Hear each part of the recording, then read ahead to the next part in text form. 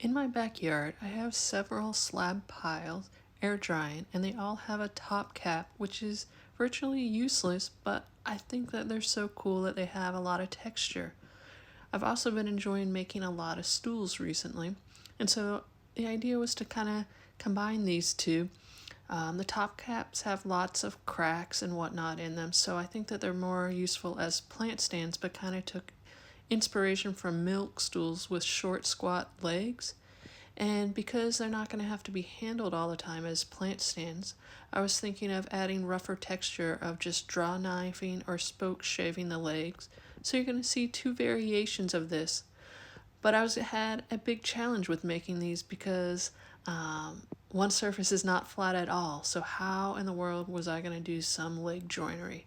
So follow along. I'm going to use my pant router a great deal, as well as changing router bits often as I kind of work through the problem solving that you're going to see in this video. Setting up for a prototype here. So I have the 3/8 bit in, and then I've got the bearing that's loose in the dowel hole. I've got a backer board here. This is 7 degrees off of 90, and so what I'm hoping to do is that I've got a live edge on one side, and this will eventually, my hope is to be the bottom of the stool, and then I've got its template on top, but it'll become the backer board for drilling the holes. So my hope is that we use rough stuff, so it can either be like a milk stool or a plant stand, but just using some more unique wood that way. So my beginner hole with the 3/8 bit with the slop in here made it so that it was really easy to plunge. I went about halfway into the plywood, and I can tell that there's a hill in the center due to how this is not a flat bottom.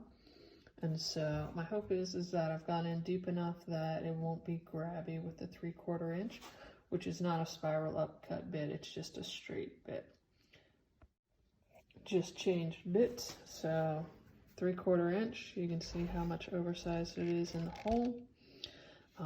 Got a tight fitting bearing in there, and at the front here, I've basically got 3/4 inch stock, so I've set it for 1 inch, knowing that this is at an angle and wanting to use the backer. A little good news, it wasn't grabby at all with that setup, and I did go in and out probably 4 or 5 times during the cut, since it's not a spiral upcut, so nothing was drawing the chips out, but it felt really clean and nice. Went down 1 inch, so we'll see what we've got. I've cut my first tenon a little deeper than 3/4 just to get a sense on if it'll go through, and no angle at all, so straight, centered, all of that. So the straight 90 tenon is bottoming out on one side and then slowly opens up to a wedge, so I assume it's that 7-degree wedge.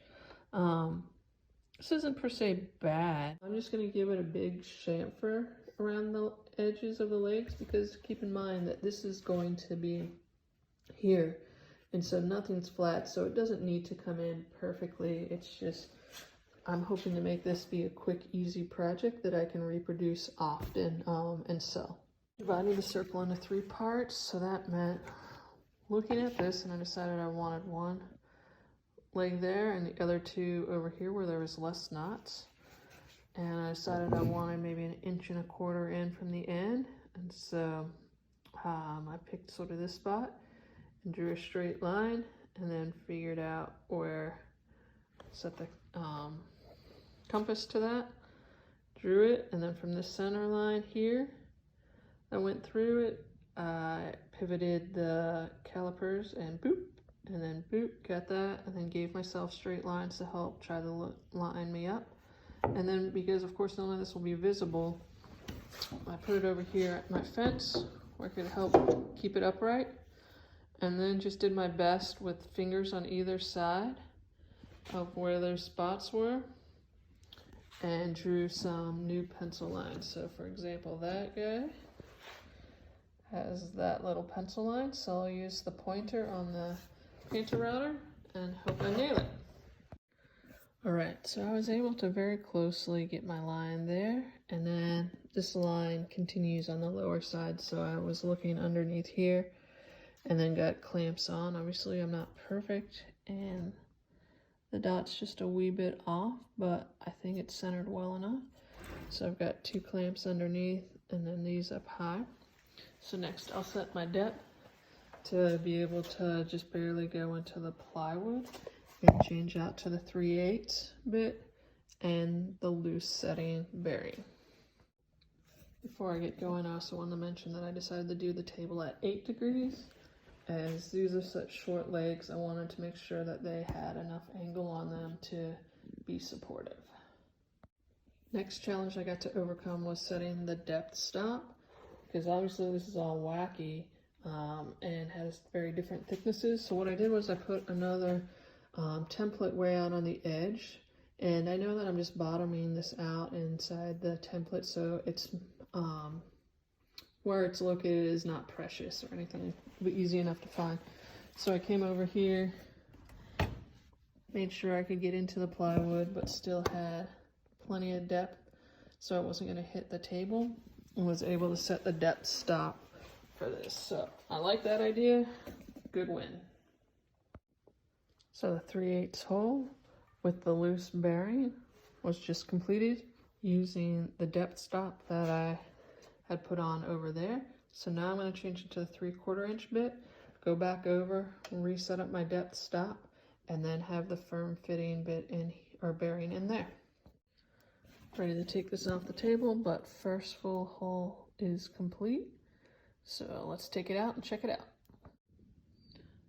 Got a nice clean hole. Nothing but plywood at the bottom, so that's exactly what I want. I'll rotate and repeat. Alright, I've got my line there. And trust me, it is under there. But my pencil line's so thin, it's not even, or faint, it's not even showing up here. Changed a little bit of the clamp setup in hopes that that goes well. And I'm a little off from my pencil line. You can see it there, off to the side a bit, but I'm still gonna go for it. Showing what it looks like over here on the far one. While I'm setting the depth gauge, looks good. So now undo this, go straight in this hole here, and then be able to go. I just finished doing the depth stop on the extra dowel hole over there for the 3/4 inch. I did find that this bottom clamp for the last couple of passes had to come off because it's too big in here. So for this one, I just used these 2 clamps, held great. Also, I did not use the pointer to do any of the finding, so I just used the top little pencil line as well as the bottom one, and then just made sure it was close enough. So yeah, great. This last one was a nice deep hole. Just finished prying it apart from the plywood backer. You can see how much double-sided tape I used, and started it out with a putty scraper. Finish it off with a little bit of baby crowbar. This is where I went in. So little smudge right there, but I kind of expected that I'd get some. Turned out pretty good though.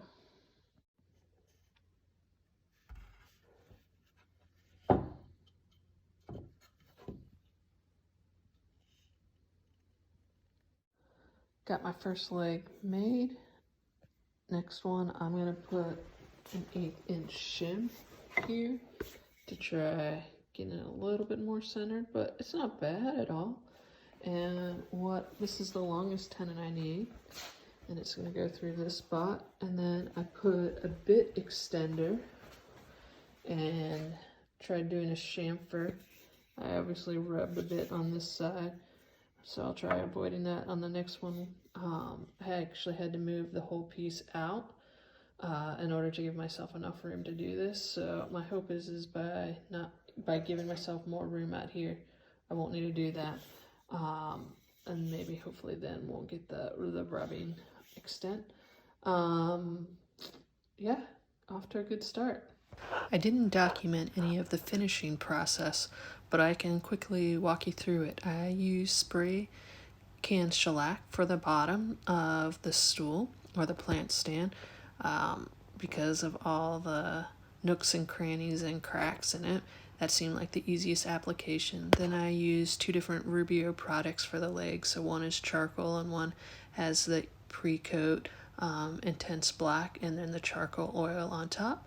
And then the plant sand seat or stool top, whatever you want to call that, just has the regular Rubio oil on that. So hope you enjoyed it, and they all got finished independently and then glued together.